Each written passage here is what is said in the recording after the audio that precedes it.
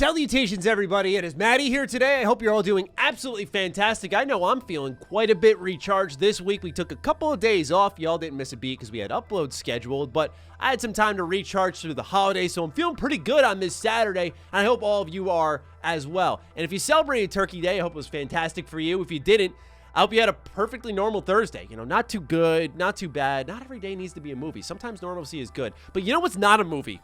Halo Infinite's monetization.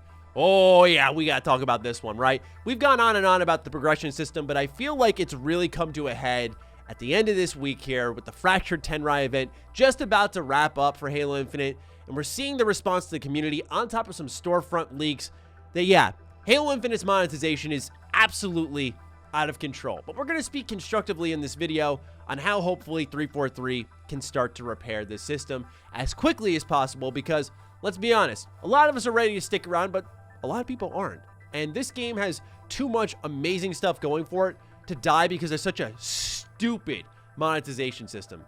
So, of course, that won't win me any fans, but if you're new here and you do like this type of stuff, consider subscribing.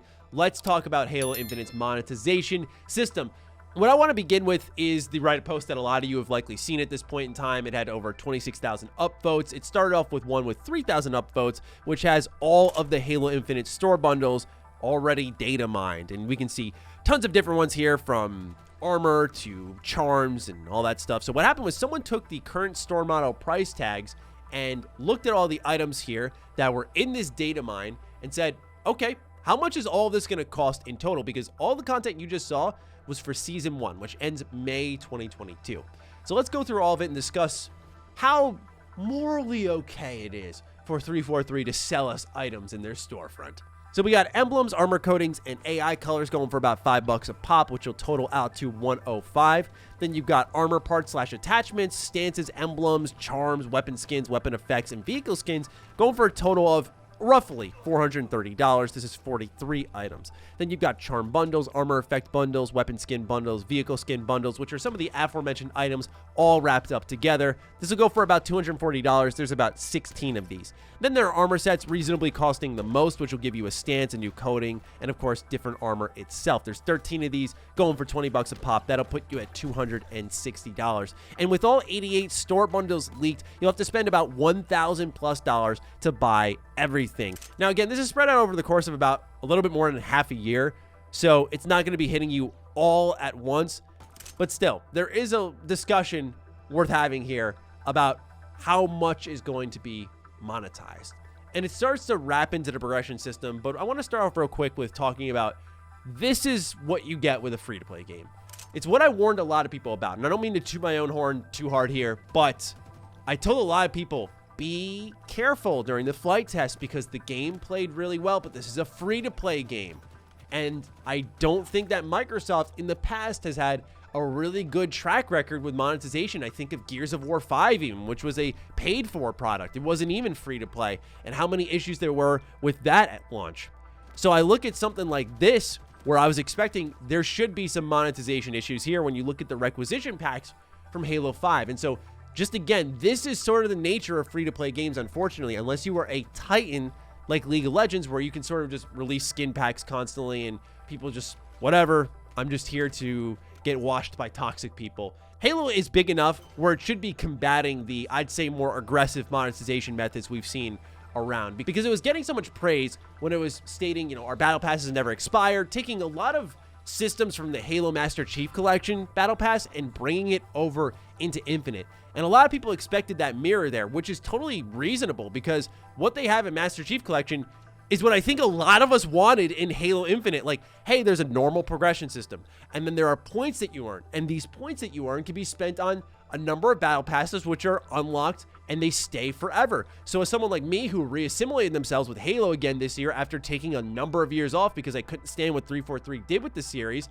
is I hopped back in and picked up a bunch of seasons worth of content because I was ready to play at that point in time. And there wasn't any like nickel and diming and things that I had to spend my money on. It was just there in game. Like what they were doing with Master Chief Collection and still are doing there is absolutely worth checking out because it'll shift your perspective drastically on what Infinite's doing.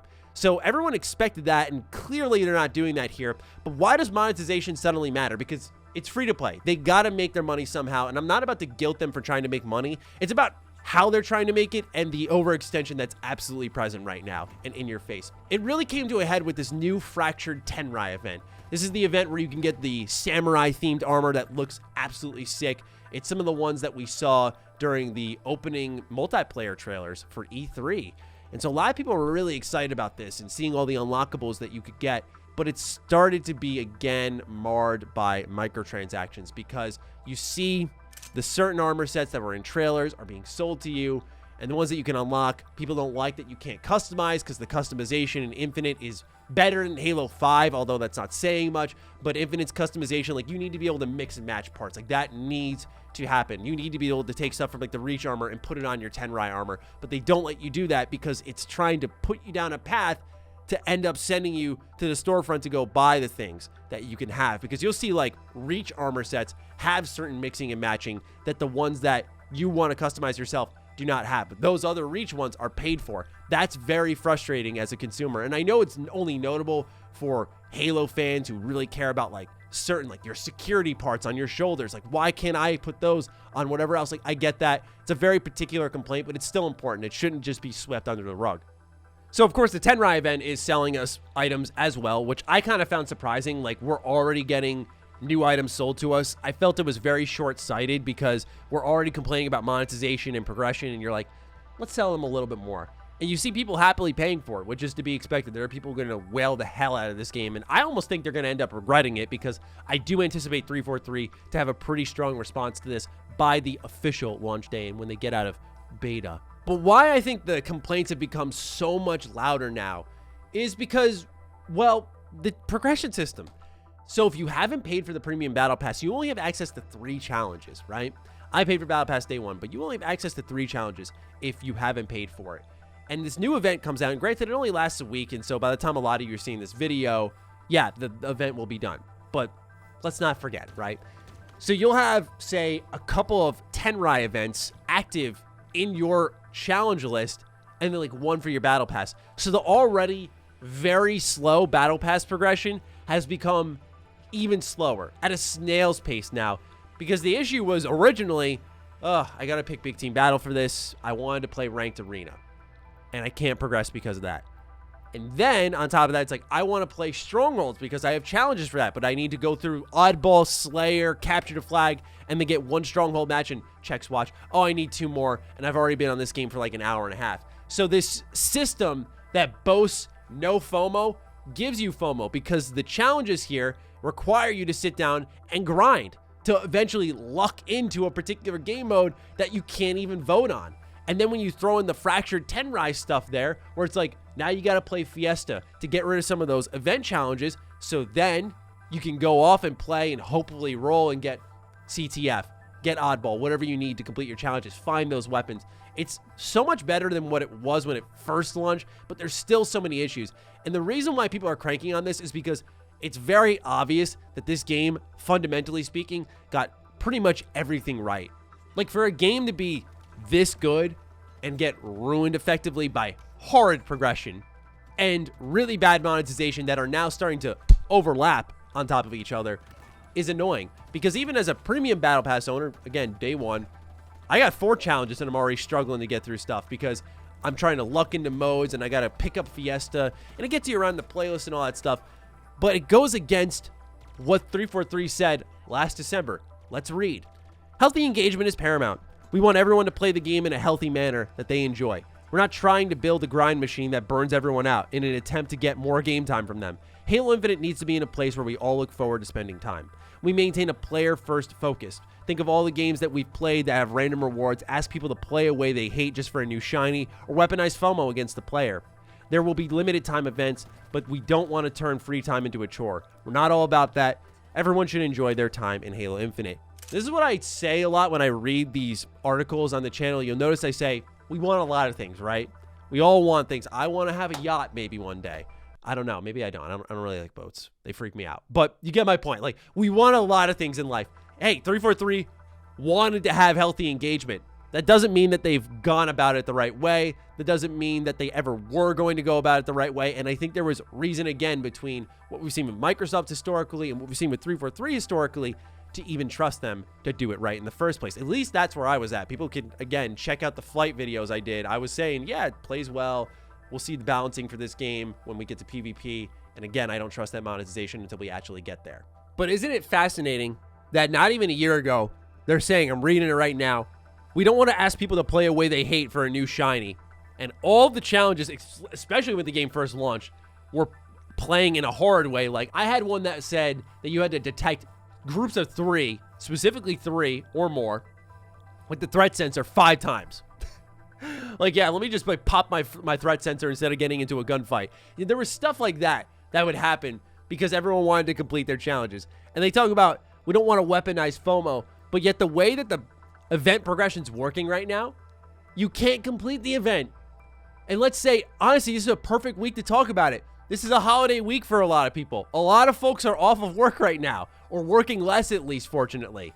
And you want to play some Halo Infinite and you see, oh, there's an event. I want to make some progress because I might not be able to during the heat of January and February when the events come back. And they give you a limited amount of challenges to complete that you got to fight through, randomize into, and it costs money to challenge swap into those event challenges that you want to maybe get.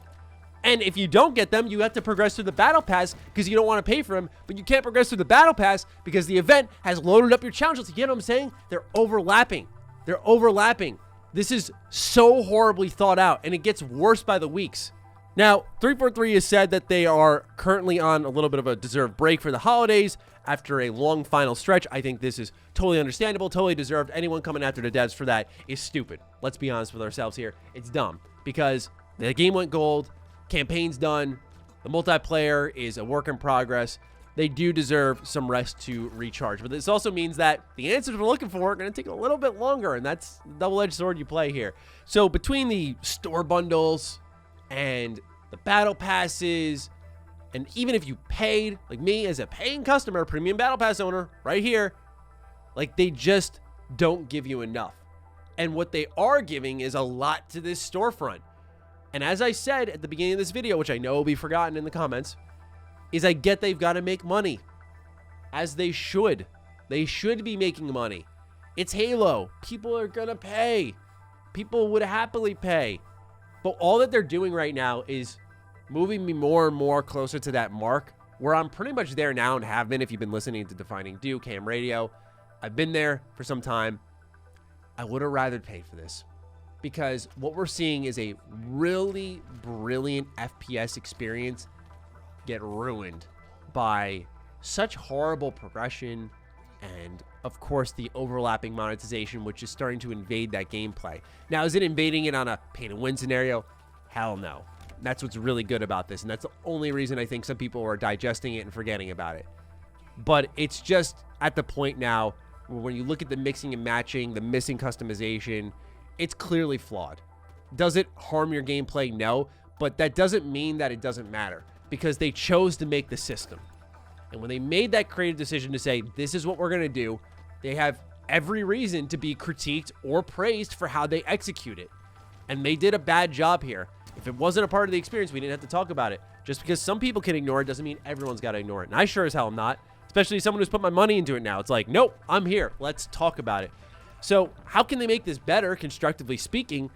I think at the end of the day, it's really about leeching some items from the storefront, putting them in the battle pass, and improving the customization. I think some people wouldn't mind how the battle pass progresses if items weren't specific to certain armor cores. So if I could take, I don't know, commando shoulder pads and put them on any armor set I want, like even my Tenrai one, I think, yeah, that would look a little goofy.